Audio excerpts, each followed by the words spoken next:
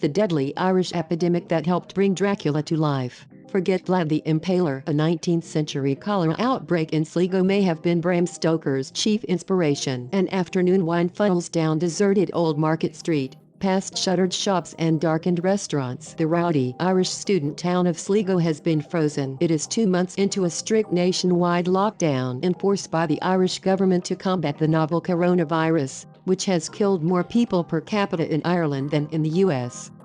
The last time Sligo was this empty, this lifeless, this restricted was 188 years ago. Cholera was the culprit. That epidemic spawned not just death, poverty, famine, chaos, and desertion, but also a legendary vampire. Yet only in late 2018 did Irish researchers make this startling discovery. Dracula was born in Sligo in 1832, on Old Market Street. A 14-year-old Irish girl hid in her home during the cholera outbreak, which killed more than 10% of the town's population. The ghastly scenes around her mass graves, corpses in the street, victims buried alive. She later recounted to her son. His name was Bram Stoker, and those bleak stories were a key source of inspiration for writing Dracula, one of the most influential novels in history. First published in 1897, this vampire tale has spawned dozens of movies, plays, TV shows, and books. In Stoker's novel, an English lawyer travels to the Transylvanian peaks of Romania,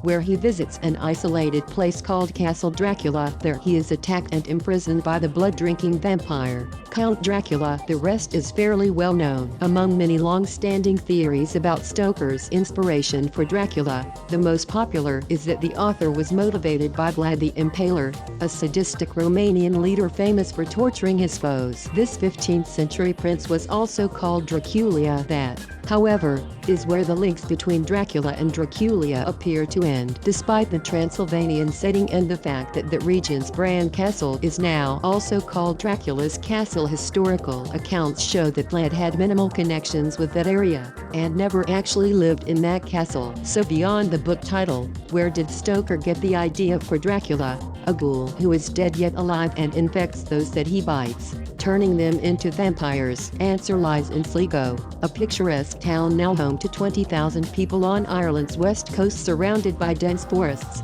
green mountains, windy beaches, and salmon-rich rivers. That's the contention of Irish historian Marion McGarry, a member of the Sligo Stoker Society, which had done meticulous research into links between Dracula and Sligo's cholera outbreak. McGarry says Stoker was inspired by a grisly account of that epidemic written by his mother, Charlotte Thornley, who hid from the plague in her home before she fled Sligo with her family. Thornley's essay remained unpublished and buried in a Dublin archive until the Society studied the text and, last year, had it widely circulated. Bram, as an adult, asked his mother to write down her memories of the epidemic for him, and he supplemented this using his own historic research of Sligo's epidemic, says McGarry. Scratching beneath the surface of this essay, I found parallels with Dracula. For instance, Charlotte says cholera enters port towns having traveled by ship, and can travel overland as a mist just like Dracula, who infects people with his unknown contagion.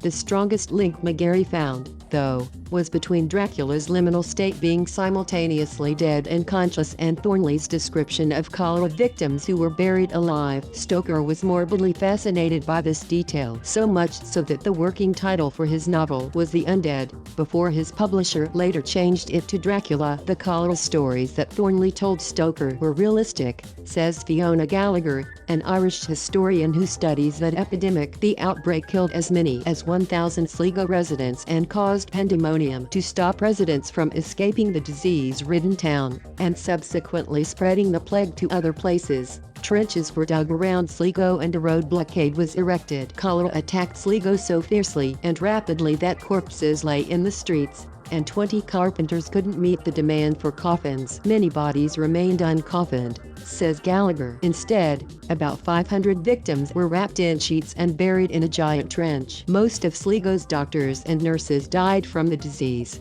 Many of the clergy fled, and residents trapped in the town rioted. To Sligo residents like Stoker's mother, the world seemed to be ending. Sligo, Thornley wrote in an essay to her son, had become like a city of the dead. According to Charlotte, as the epidemic escalated, terrified nursing staff would take cholera patients, stupefied by laudanum or opium, and simply place them alive in the mass graves. McGarry says such descriptions, he contends, were what fired Stoker's imagination. Although he was famously private, the author acknowledged, in a rare interview about Dracula, that the story was inspired by the idea of someone being buried before they were fully dead. In the past year, Sligo has embraced this newly discovered connection with Dracula, and hopes it can use it to attract tourism. Street art has been dedicated to Stoker and his vampire creation. A plaque was recently erected on the building where Thornley lived through the epidemic, and a Dracula-themed walking tour is being launched this year. One of Stoker's descendants, Canadian author Bram Stoker, visited the town last year to take part in an event celebrating Sligo's links to Dracula. All these years after Sligo descended into cholera-fueled chaos, it seems that something positive is emerging from the catastrophe. When Ireland's coronavirus lockdown reaches its finish, scheduled to occur in July, the town can go back to touting its connection to one of history's greatest fictional characters, a blood-addicted monster born not in Transylvania but right here, in Sligo, out of the remnants of death, disarray, and devastation. The literary product of an epidemic,